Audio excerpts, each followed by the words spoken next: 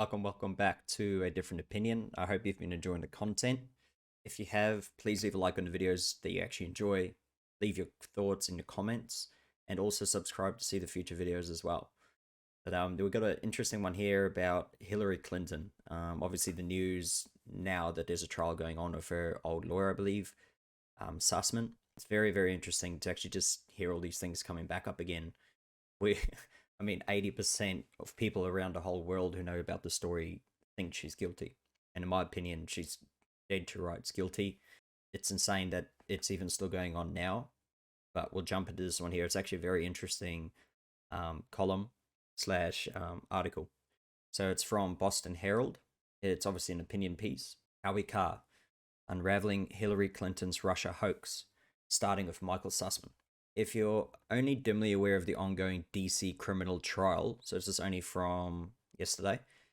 So if you're only dimly aware of the ongoing DC criminal trial of corrupt Hillary Clinton lawyer Michael Sussman, don't feel bad. That's the way they want it. They being the deep state. I mean, so many people I talk to here who, do follow politics, even American politics, all that type of stuff. They don't even know about this going on at the moment. And it just shows you kind of just how hidden it is if the main media don't, obviously talk about it. On Friday, Hillary's campaign manager, Robbie Mook, testified under oath.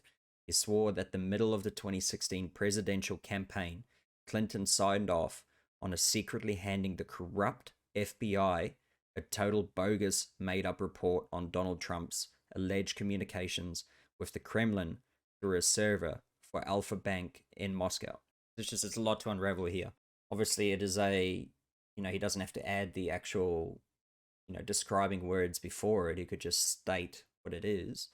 So it is the campaign manager of Hillary Clinton's campaign in 2016, Robbie Mook. So he testified, he swore that in the middle of the 2016 campaign, Clinton signed off on secretly handing to the FBI a totally bogus, made-up report on Donald Trump's alleged communications with the Kremlin, so Russia, through a server of the Alpha Bank in Moscow. So totally made up is what he's saying. You see, the fraudulent Steele dossier wasn't the Democrats' only attempt to frame up Trump. Hillary were all making kinds of BS about the future president, and Hillary personally okayed the big lie on the server. And I mean, if you did follow the story even back then, which I was, and I was, obviously a bit younger, I wasn't following politics as much, especially not really American ones, before I actually realized how much it actually affects us over here in Australia. After seeing that, I was even like, man, she's guilty, just from the little bit of evidence that you can find. And it's just kind of, how she even deleted all the emails, all that stuff. It just makes your head scratch, like, how is this woman still walking around freely? So Jonathan Turley boiled it down succinctly. Hillary gave the green light to gaslight. Perfect. And that's why you've probably never read it anywhere, at least not in any of the outlets that gave themselves Pulitzer prizes for years of gaslighting, all these fake, rabidly anti-Trump oppers. I mean, you looked at CNN, you looked at all those main news sources, and they just ran with the story without doing any checks themselves. I mean, if I was, for example, say you're CNN and you're a reporter there, and someone's like, hey, we literally have the story from Hillary Clinton that says that Donald Trump has been talking directly with the Russians, with the Kremlin, wouldn't you do a bit of research into it? Wouldn't you start asking questions, checking which sides of the story is true, start tracing people down, obviously even pay them to just talk to you and just to find out your own truth, find out if this is actually newsworthy. No. There's none of that happened. They just ran of the story and pretty much was just like, it's a witch hunt straight away. This particular one was a prosperous canard that an FBI agent, and remember, these sticky finger clowns are little more than Democrat secret police. Very true. Scrawled in the margin of the report, the number 5150, which is in California slang for insane or crazy. But in the state-run media, all you've heard about Sussman is crickets. They're giving this trial a good leaving alone. Do you think that this bombshell trial might have been handled just a little bit differently if, let's say, Corey Lewandowski had testified in open court that Donald Trump directed him to peddle a monstrous lie about Hillary Clinton? I mean, of course, if it was the other way around, it would have been freaking hectic. It'll be in World War III. It would have been the world's coming to an end. We gotta impeach him again. We gotta impeach him 20 times. And that the FBI had gone along with it because it likewise wanted to railroad the Democrat candidate. Mouthpiece Sussman is accused of lying to a federal agent, which is a crime, but he's a Democrat, so prosecutor is John Durham, the special counsel appointed in 2019 to get to the bottom of Hillary Clinton's multiple Russian collusion hoaxes.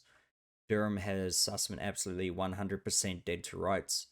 They have his text to another Democrat hack in the FBI saying he's not representing any client when he's bringing in the phony documents. That's the lie. The proof is in his own law firm's billing records. He charged Hillary for his mendacious trip to FBI headquarters to pass on the dirty trick against Trump, so he even got paid for it. Once the FBI had the fake tip, Hillary's minions then peddled it to the corrupt, very fake news media. Always these little describing words in here, but that's where it is the opinion piece, obviously. They told everyone, including their own agents, that the tip came not from Hillary, but from the DOJ. After they planted a story in Democrat religious trace called Slate, Hillary then tweeted out Slate's fake news story with this lie. Computer scientists have apparently uncovered a covert server. Then one of her Soy Boy campaign code holders, Jake Sullivan, plied on. This could be the most direct link yet. In just a word, Sussman would already be in a prison, but he's a Democrat. Brandon's America, so fixes in more than somewhat. If you doubt me, consider DC jury listening to the evidence. One juror acknowledged he'd contributed to Hillary's campaign. Another thought she had, but couldn't remember that she gave money to Hillary's campaign. Another is a former bartender who donated to AOC. Still another juror's husband worked on Hillary's 2008 campaign, and yet another supports defund the police. Yet they all go onto the jury. After the trial started, still another juror recalled that her daughter was on some private school crew with the sleazy Sussman's kid. Is that insane? They pretty much just pack, obviously, the jury, and obviously they're gonna get whatever result they want to get. Judge told her not to worry about it and refused to excuse her. Who's the judge, you ask? His name is Christopher Casey Cooper, appointed by Obama after his service on the Obama 2008 transition team. After law school, he worked in the DOJ with the defendant. What a coincidence. Later, the judge was also employed in the same law firm as Eric Holder, Obama's self-described wingman as an attorney general. Cooper is married to a lawyer named Amy Jeffries. In Obama's years, she worked as a national security counselor to Eric Holder. Now the judge's missus is into private practice, and one of her clients is Lisa Page. Page is the rabid Democrat lawyer who was fired from the FBI for, among other things, her extramarital affair after a crooked G-man, her rabid hatred of Trump, and her participation in another attempted frame-ups of Trump through the different Hillary Clinton's disinformation campaign. Would you care to guess who presided over the wedding of Democrat Judge Cooper and the Democrat lawyer Jeffries? None other than Merrick Garland. Oh, wow. Brandon's attorney general, who is now the boss of John Durham, is prosecuting the case against Sussman. Man, if this stuff is actually, that's intense. Like, I mean, makes you wonder about the law and the way it is pretty much carried over. It's insane. Next, let's go look back at Jake Sullivan, the Clinton stooge who passed on the monstrous lie about the Kremlin server.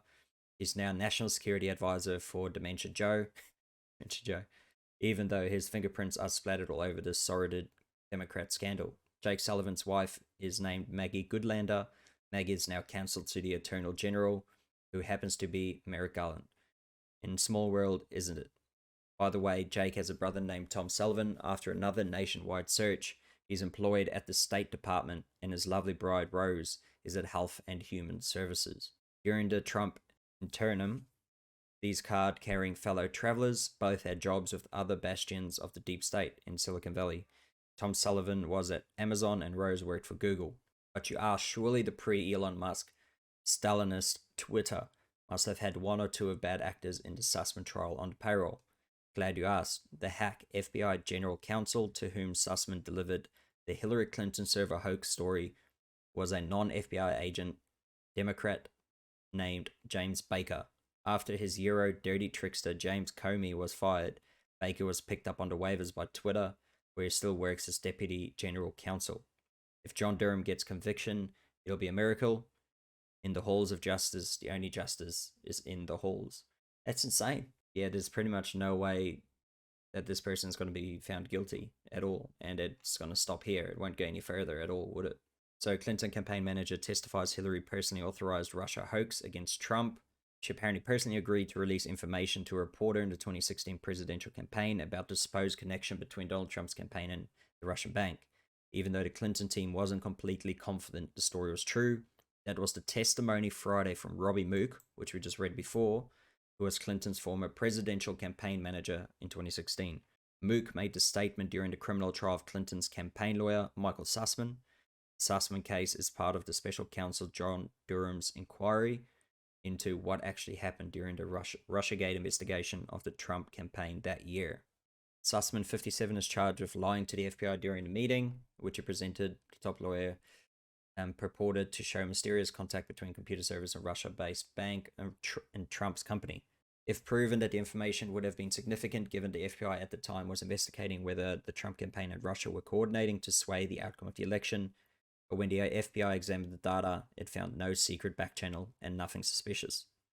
Mook also testified that he talked with the Clinton campaign aides John Podesta, Jennifer Palmieri, and Jake Sullivan.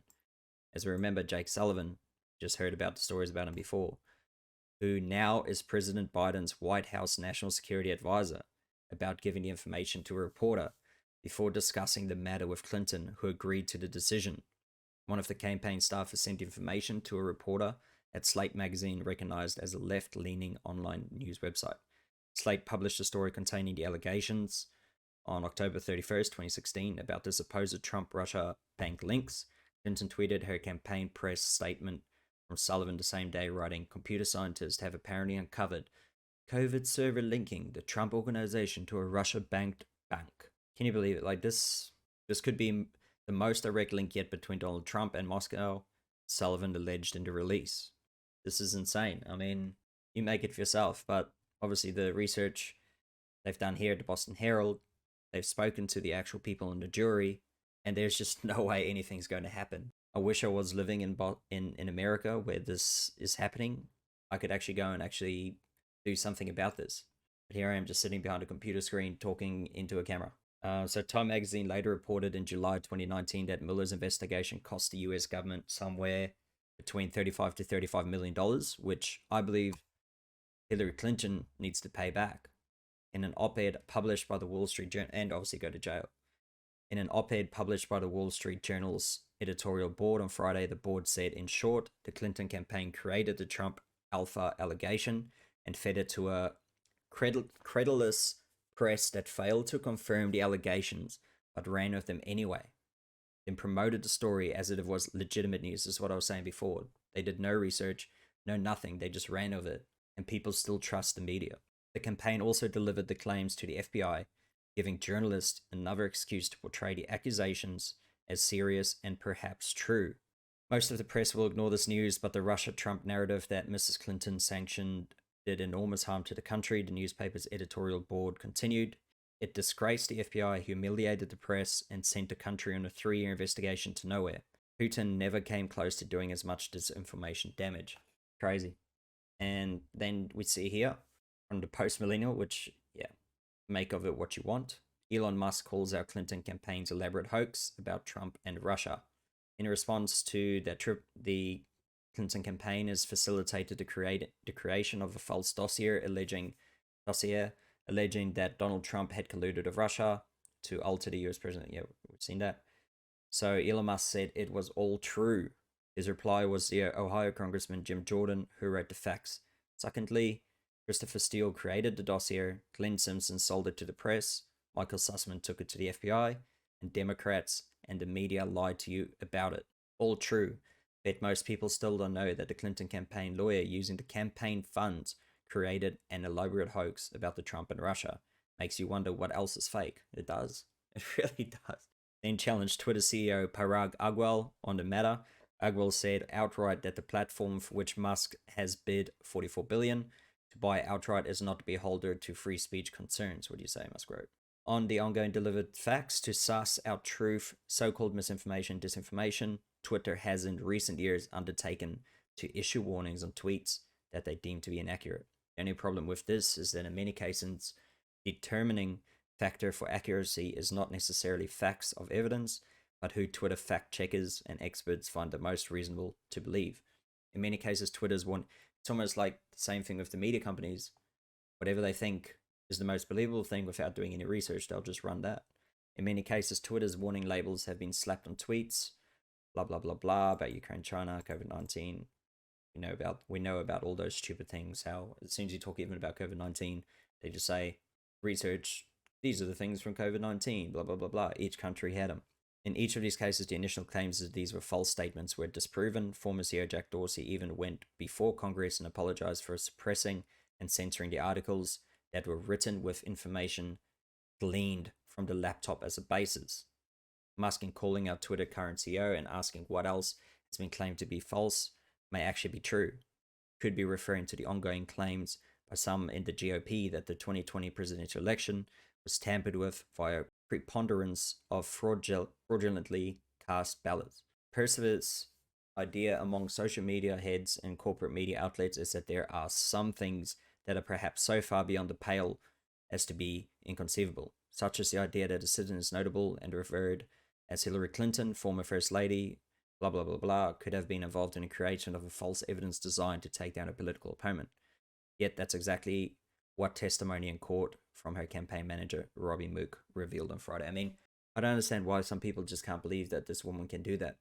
I mean, she is insane.